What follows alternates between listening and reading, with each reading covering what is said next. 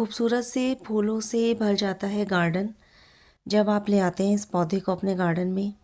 और आपके गार्डन की शोभा को ये चार चांद लगा देता है, क्योंकि इसका जो नाम है ना वो ही है सर्दियों की रानी। सर्दियों की रानी गुलदाउदी। एक से एक बढ़ के कलर्स और वैरायटी में इसको आप देख सकते हैं। बहुत ही सुंदर सुंदर शेड्स होते हैं इसमें और शेडिंग होती है। जैसे जैसे प्लांट का जो फ्लावर है वो पुराना होता जाता है तो इसके कलर्स चेंज होते हैं। बहुत सुंदर है ये प्लांट, तो इसको ज़रूर लाइए अपने गार्डन में। हेलो एवरीवन, वेलकम है आपका मेरे चैनल में। गुलदाउदी एक ऐसा प्लांट है, हमारा विंटर का जो फ्लावरिंग प्लांट है गुलदाउदी, वो एक ऐसा प्लांट है जिसको अगर आपने अपने गार्डन में ऐड कर लिया तो आप भर भर के फ्लावरिंग आपके गार्डन में होगी। और आप बिल्कुल भी इस बात से निराश नहीं हो सकते कि आपके गार्डन में आप प्लांट लाए और उसने फ्लावरिंग नहीं दी, क्योंकि यही एक ऐसा प्लांट है जिसको आप लेके आएंगे तो ये आपको हर साल आपको सीज़न आने पर फ्लावर्स देगा ही देगा। तो इसलिए इस प्लांट को गार्डन में ज़रूर ऐड करना चाहिए हमें।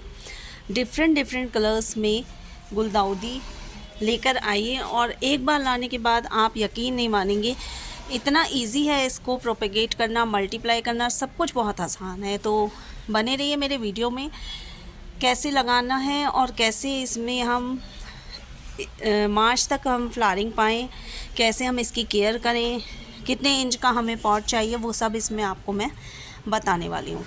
तो जैसा कि आप देख पा रहे हैं कि ये जो मेरा प्लांट है इसमें वाइट कलर के फ्लावर्स हैं, और देखिए बडिंग, देखिए आप बडिंग कितनी सारी है, पूरा गमला भरा हुआ है।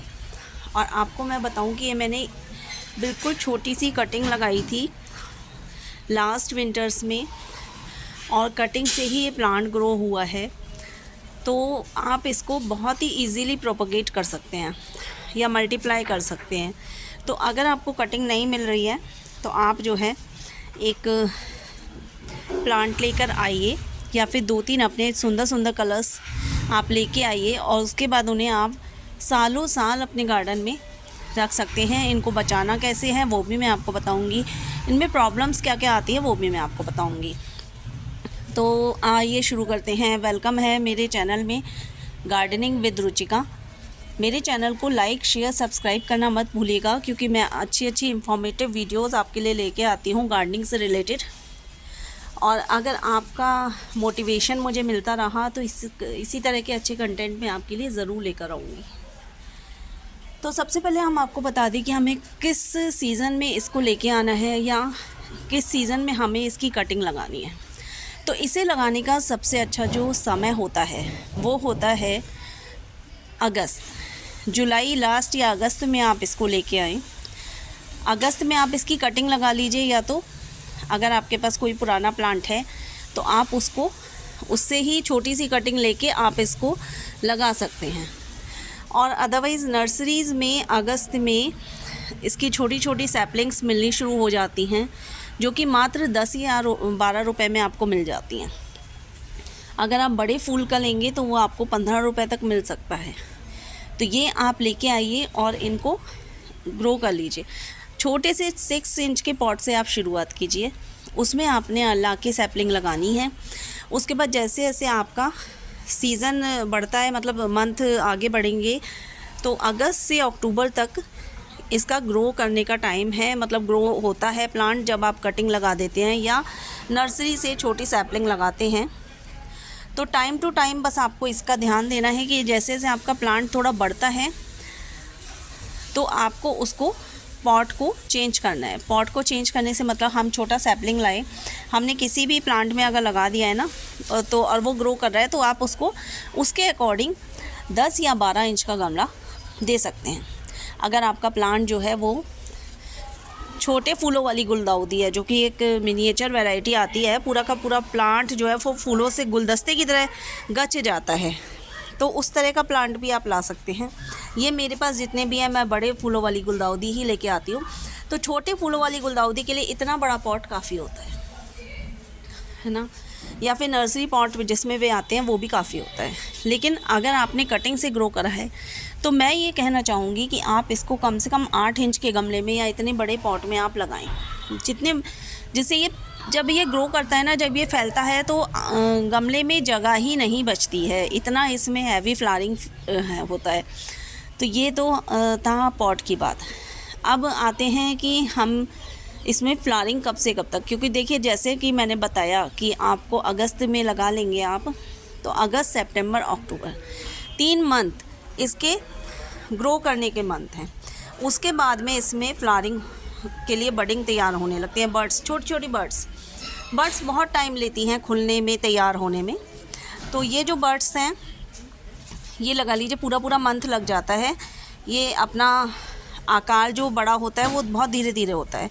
तो ये आपको अक्टूबर से नवंबर पूरा लगभग आपको नवंबर से इसमें फ्लावरिंग मिलनी शुरू हो जाती है ना। और एक बार फ्लावरिंग देने के बाद में आप इसमें दोबारा फ्लावरिंग लेने के जो टिप्स हैं वो ये है कि जैसे हमने इस प्लांट में किया है, ये देखिए ये मेरा बहुत प्यारा गुलदाउदी का प्लांट है। इसमें बहुत सुंदर फ्लावरिंग होती है, बहुत ही प्यारा इसका कलर है, ऑरेंज कलर है। तो इसमें मैंने जितने भी फ्लावर्स थे उनको सबको ट्रिम कर दिया। अब ट्रिम करने के बाद आप देखिए जहाँ से आप ट्रिम करते हैं वहाँ से ग्रोथ स्टार्ट होने लगती है। तो जब आप ट्रिम करते हैं तो वहीं से 2 ब्रांचेस निकल के आती हैं, और वो 2 ब्रांचेस से समझ लीजिए आपको 2 डंडियाँ मिली, और उसमें आप बडिंग अंदाज़ा लगाइए कितनी होंगी। देखिए एक ही डंडी पे कितनी। अब जैसे इसे हमने यहाँ से करा था, यहाँ से हमने इसे करा था, इसमें 2 आ गई। ये तो था इसका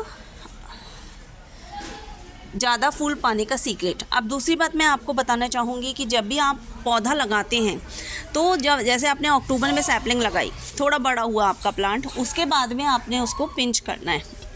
पिंच करने का रीज़न मैंने आपको बता दिया। जहाँ से भी आप पिंच करेंगे वहाँ से 2 ब्रांचेस निकल के आएंगी। जैसे हमने यहाँ से ऐसे थोड़ा कट कर दिया था तो 2 ब्रांचेस आई। अब देखिए 2 ब्रांचेस में कितने सारे फ्लावरिंग हो रही है, पूरा एक गुलदस्ता बन जाता है। तो इस तरीके से आप देखिए कितना अच्छा हमारा गुलदस्ता सा बन गया है। तो जितनी आप इसे पिंच करेंगे ना तो उतनी ब्रांचेस होंगे, और जितनी ब्रांचेस होंगी उतने फ्लावर्स होंगे।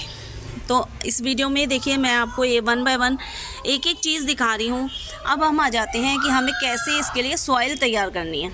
तो सॉइल, क्योंकि ये हैवी फीडर है, दूसरी बात ये इतना ज़्यादा घना हो जाता है प्लांट कि आपके पास कोई स्कोप नहीं बचता कि आप गमले में निराई या गुड़ाई करें। अगर कर सकते हैं, आपने फैला हुआ गमला लिया है या बड़ा गमला है तो आप करिए बिल्कुल। लेकिन अगर आपके पास नहीं है तो आप इसमें वर्मी कंपोस्ट का लिक्विड फर्टिलाइज़र या फिर काउडंग कंपोस्ट का फर्टिलाइज़र ये आप दे सकते हैं। इसके अलावा नीम खली, जो सॉइल हमें तैयार करनी है गार्डन सॉइल में हमें डालना है वर्मी कंपोस्ट, नीम खली और पोटाश। ये 3 चीज़ें मैंडेटरी है। इसके अलावा अगर आप डालना चाहें तो आप जो है बोन मील भी डाल सकते हैं। इसके अगर आप डालना चाहें तो आप इसमें जो है ह्यूमिक एसिड भी डाल सकते हैं।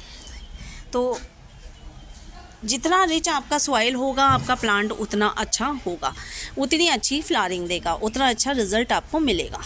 तो सॉइल को जितना अच्छा बना देंगे उतना अच्छा है। पर मैंडेटरी चीज़ें क्या हैं जो आपको डालनी ही डालनी है, वो है सॉइल, वर्मी कंपोस्ट, नीम खली। ये 3 चीज़ें तो आपको ऐड करनी ही करनी है इसमें, क्योंकि नीम खली देखिए आपको मैं बताऊंगी आगे प्रॉब्लम्स पे आ जाते हैं हम। प्रॉब्लम्स की बात करें तो आप देख पा रहे होंगे छोटे छोटे कीड़े बर्ड्स को खाने के लिए आ जाते हैं। देखिए काले काले है ना, अगर आप देख सकते हैं तो देखिए कि काले काले। अब ये जो है ये आ गए हैं मेरे प्लांट पे। तो अब मैं इसमें मुझे क्या करना होगा, इसमें मुझे नीम ऑयल का स्प्रे करना होगा प्लांट के ऊपर, जिससे कि ये, और मैं क्या करूँगी, मैं इसको स्कोप ही नहीं छोड़ूंगी कि ये आगे बढ़े, मैं इसको यहाँ से पिंच कर दूँगी। क्योंकि अगर मैंने नीम ऑयल का स्प्रे कर दिया उसके बाद भी, वो तो मैं करूँगी, लेकिन ये जो और जगह लग गया तो ये नुकसान देगा प्लांट को। तो अगर आप देख पा रहे हैं कि अभी इस तरह के कीड़े आ गए हैं तो नीम ऑयल का स्प्रे कर दीजिए, थोड़ा सा प्लांट की पिंचिंग कर दीजिए, और समय समय पे ना इसको नीम ऑयल का स्प्रे तो आपको देना ही देना है। क्योंकि ये एक फूलों वाला पौधा है और इसमें जो है फंगस प्रोन पौधा है। मिट्टी में नीम खली तो ऐड करनी ही पड़ेगी, साथ ही साथ आपको नीम ऑयल का स्प्रे भी इस पर करना पड़ेगा। एक हैवी फीडर प्लांट है, समय समय पे आपको फर्टिलाइज़र देना है।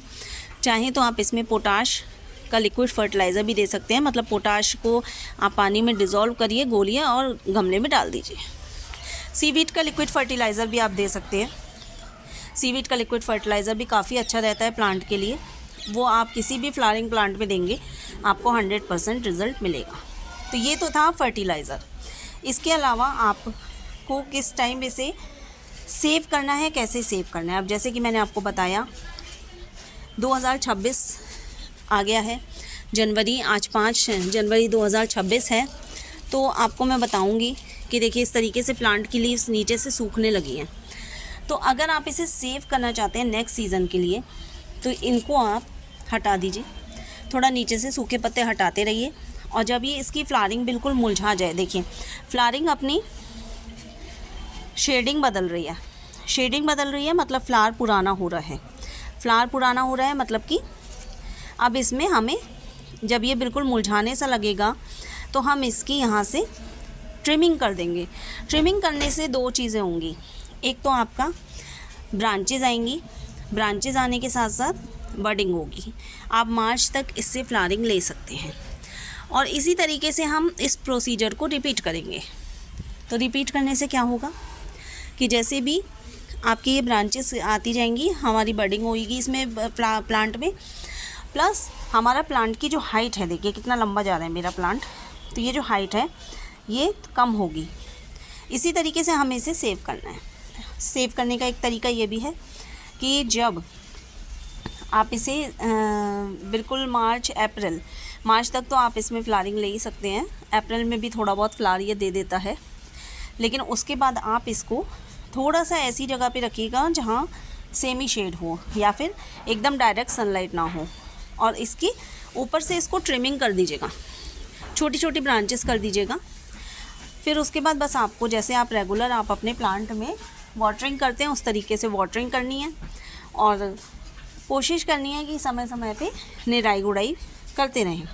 तो ये तरीका है इसको सेव करने का।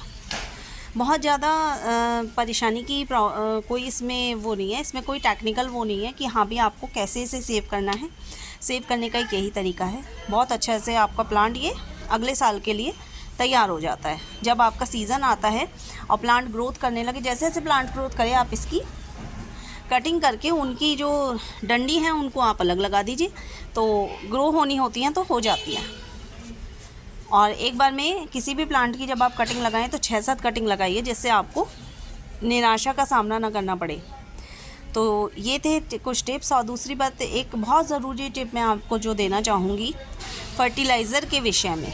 फर्टिलाइज़र जब हम देते हैं तो हमारी हैबिट होती है, हम जब प्लांट को देखते हैं हमें लगता है बहुत फर्टिलाइज़र देना है तभी ये अच्छा फ्लावरिंग करेगा। ऐसा बिल्कुल भी नहीं है। इस बारे में आपको मैं बता दूं कि फर्टिलाइज़र देने का तरीका होता है वो ये होता है कि आप जब नर्सरी से लाए हैं उस समय आपको फर्टिलाइज़र नहीं देना है प्लांट को, बिल्कुल भी रिपोर्टिंग करते समय। केवल आप किसी भी प्लांट को जब आप रिपोर्ट करें नर्सरी से लाके, तो गार्डन सॉइल और उसमें आप नीम खली ऐड कर दीजिए, बाकी ज़्यादा कुछ नहीं।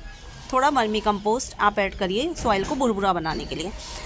इससे ज़्यादा हैवी फर्टिलाइज़र आपको नहीं देने हैं, क्योंकि क्या होता है कि जब हम नर्सरी जाते हैं तो हमें फ्लावरिंग देखकर ही हम प्लांट ख़रीदते हैं, और फ्लावर के लिए वो लोग प्लांट को बहुत हैवी फीड कराते हैं, मतलब कि उसमें पोटाश भी डालते हैं, उसमें केमिकल वाले और फर्टिलाइज़र भी डालते हैं, DAP भी डालते हैं। तो ऑलरेडी प्लांट फर्टिलाइज है, इसलिए हमें उस समय कम फर्टिलाइज़ करना है प्लांट को। बाद में 1 या 1.5 महीने बाद जब आपका प्लांट थोड़ा मिट्टी के संग, आपके एनवायरनमेंट के संग फ्रेंडली हो जाए और ग्रो करना शुरू कर दे, तो फिर आप उसको फर्टिलाइज़ कर सकते हैं। लेकिन हाँ, जब इसमें कलियाँ आ जाती हैं, स्पेशली गुलदाउदी के बारे में बताऊँगी, जब इसमें कलियाँ आ जाती हैं तो आप इसमें फ़र्टिलाइज़र देना बंद कर दें। ये एक बहुत ज़रूरी टिप है, आप इसमें फ़र्टिलाइज़र देना बंद कर दें, क्योंकि अगर आप इसमें फ़र्टिलाइज़र ही देते रहेंगे तो प्लांट जो है वो ग्रोथ करता रहेगा और बर्ड्स नहीं खुलेंगी। एट लास्ट बर्ड्स जो है वो येलो होके मुरझा के गिर जाएंगी। तो इन सभी बातों का ध्यान रख के हम अपने गुलदाउदी को या क्रिसैंथेमम के प्लांट को, जिसको हम सर्दियों की रानी भी कहते हैं, तो इसको हम जो है सेव कर सकते हैं और इसकी फ्लावरिंग का आनंद ले सकते हैं। और इस तरीके के सुंदर सुंदर फ्लावर्स हम भी अपने गार्डन में ले सकते हैं। तो कैसा लगा आपको मेरा ये वीडियो? मेरे चैनल को लाइक शेयर सब्सक्राइब कीजिए और मेरे वीडियो को लाइक कीजिए, ज़्यादा से ज़्यादा शेयर कीजिए। Thank you so much. Radhe Radhe.